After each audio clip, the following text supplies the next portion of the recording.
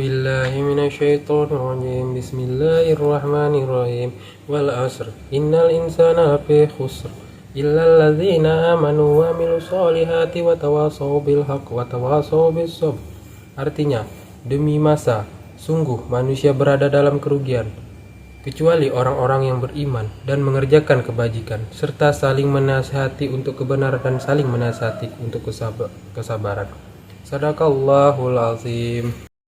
Asbabun nuzul surah Al-Asr adalah kebiasaan orang Arab di masa lalu yang sering berkumpul di waktu asar atau sore hari dan bercerita masalah-masalah duniawi.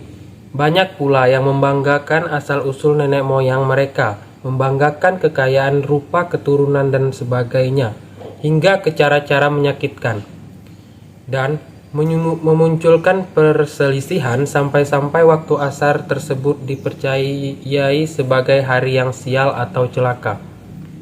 Dari kejadian ini, kemudian Allah Subhanahu wa taala menurunkan surah Al-Asr yang menjelaskan mengenai kerugian manusia yang menyia-nyiakan waktu asar.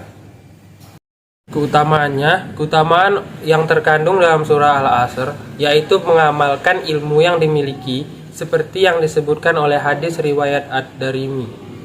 Seorang hamba tidak akan beranjak dari tempatnya pada hari kiamat nanti hingga dia ditanya tentang ilmunya, apa saja yang ia amalkan dari ilmu tersebut. Kandungan surah Al-Asr. Kandungan surah Al-Asr adalah bahwa kehidupan di dunia ini memiliki waktu atau masa yang singkat.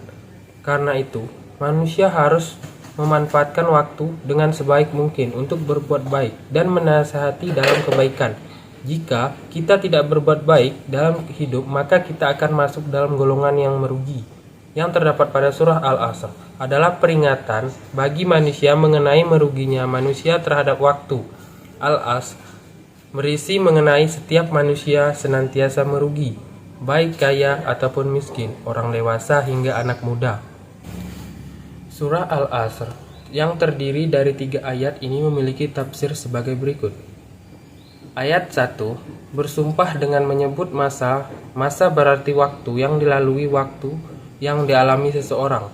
Apabila Allah Subhanahu wa taala bersumpah dengan makhluknya, berarti suatu isyarat baik Rasulullah SAW dan orang-orang yang beriman agar memperhatikan terhadap makhluk yang digunakan untuk bersumpah. Dengan demikian, maksud ayat pertama surat ini adalah agar Rasulullah SAW dan orang-orang yang beriman lebih memperhatikan masalah waktu dan mampu memanfaatkan waktu sebaik-baiknya untuk hal yang terpuji. Sesuai ajaran Islam, kita sadari atau tidak, waktu itu tidak akan berhenti walaupun sedetik, apalagi terulang pagi hari ini, bukan pagi hari kemarin, bukan pula pagi hari esok. Ayat 2 menjelaskan bahwa kebanyakan manusia dalam keadaan merugi.